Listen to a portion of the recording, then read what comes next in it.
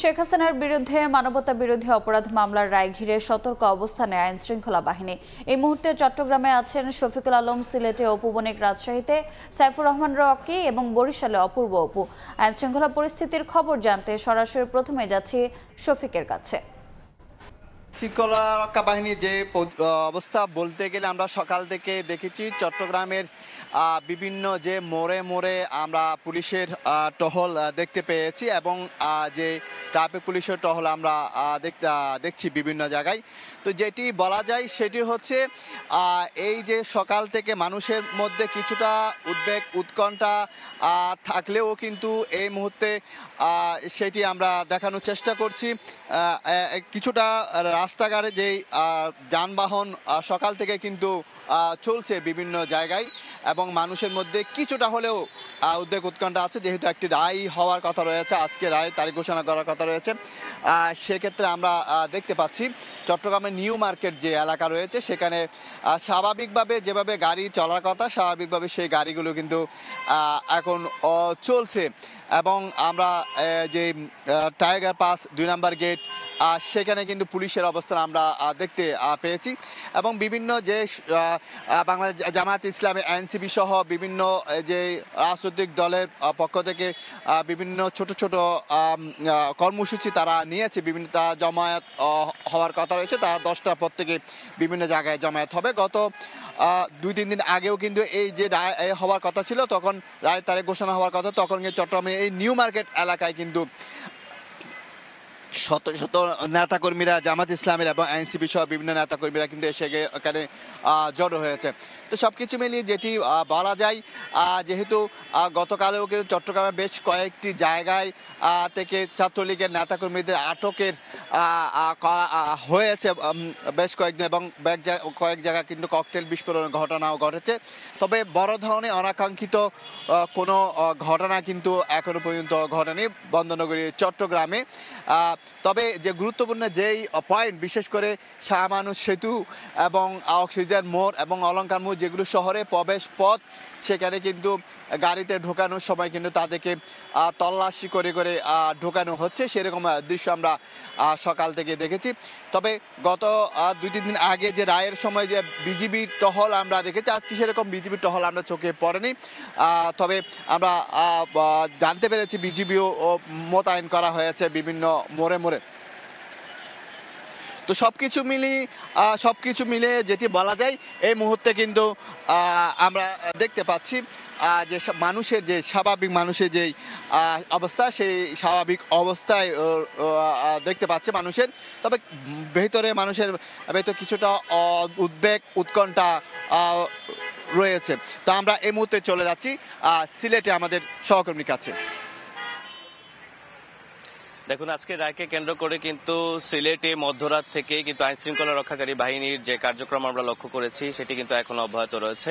তবে এখন আমরা যে জায়গাটাতে দাঁড়িয়ে আছি এটি হচ্ছে সিলেটের মূল যে কেন্দ্রটি, সেটি হচ্ছে চৌহাট্টা পয়েন্ট, যেখানে এখানে গত আগস্টের যে আন্দোলন হয়েছিল সেই আগস্টের সময় কিন্তু এই পয়েন্টটাতে কেন্দ্র করে কিন্তু সব ধরনের আন্দোলনের সূচনা হয় এবং আজকে আমরা বর্তমান যে পরিস্থিতি দেখছি সিলেটে তেমন কোনো ধরনের অপ্রীতিকর ঘটনা এখন অবধি পর্যন্ত ঘটেনি এবং পুলিশ ও আইন শৃঙ্খলা রক্ষাকারী বাহিনীর র্যাব এবং সেনা সদস্যদেরকেও কিন্তু আমরা টহল দিতে লক্ষ্য করেছিলাম।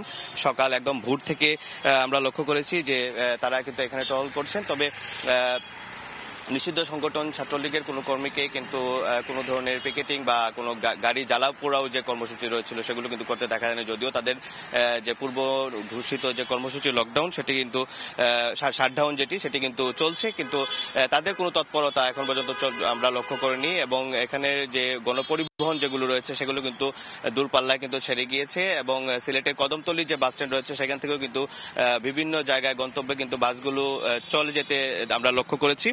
এবং আজকের যে রায়টি রয়েছে সেই রায়টিকে কিন্তু কেন্দ্র করে কিন্তু জুলাই গণ অভ্যুত্থানের সময় সংঘটিত যে গণহত্যা সহ বিভিন্ন মানবতা বিরোধী অপরাধের মামলায় ক্ষমতাচ্যুত সাবেক প্রধানমন্ত্রী শেখ হাসিনা 3 জনের বিরুদ্ধে করা মামলার রায় আজ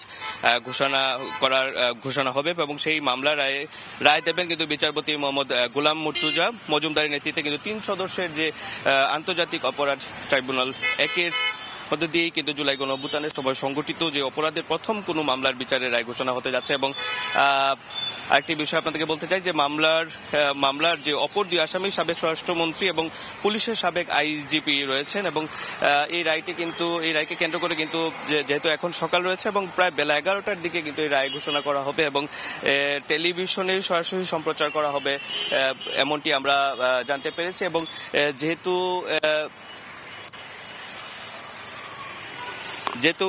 এই রায়কে কেন্দ্র করে কিন্তু সিলেটের মানুষের সহ সারা বাংলাদেশের মানুষের মধ্যে কিন্তু একটি আশঙ্কা কাজ করছে যে কোনো ধরনের কোনো কর্মসূচি হবে কিনা। তবে এই মুহূর্তে রাজশাহীতে আমাদের আরেক সহকর্মী রয়েছেন, আমরা চলে যাব তার কাছে, জানবো সেখানকার বর্তমান পরিস্থিতি।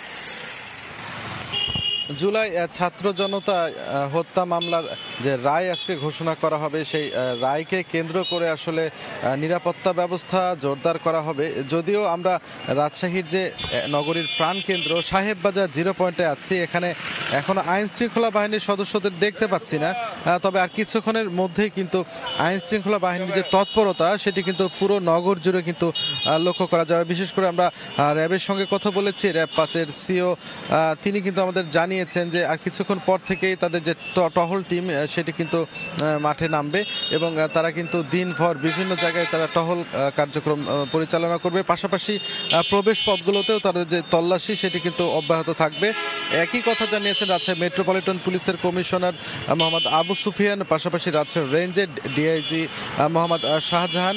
তিনিও কিন্তু বলেছেন যে শেখ হাসিনার যে হত্যা মামলার রায়, শেখ হাসিনাকে যে আজকে যে রায় ঘোষণা হওয়ার কথা আপনারা জানেন যে ঢাকা শহর বিভিন্ন জায়গায় এখানে বড় স্ক্রিন করে দেখানো হবে। এখানে যদিও রায় ঘোষণার পরে বিভিন্ন রাজনৈতিক দলের পক্ষ থেকে নানা প্রতিক্রিয়া এখানে দেখানো হবে, তার আগে বিভিন্ন মোড়ে মোড়ে তারা অবস্থান নেবেন। যদিও একেবারে সকালের কারণে রাজনৈতিক দলের কোনো সংগঠনকে তা দেখা যাচ্ছে না, তবে আর কিছুক্ষণ পর থেকেই বিভিন্ন মোড়ে মোড়ে তারা অবস্থান নেবেন। পাশাপাশি আইন শৃঙ্খলা বাহিনীও কিন্তু বিভিন্ন মোড়ে মোড়ে সতর্ক অবস্থায় থাকবে। তো এই ছিল আমার কাছে রাজশাহী থেকে সর্বশেষ। সরাসরি যুক্ত ছিলাম রাজশাহী, সিলেট এবং চট্টগ্রামে।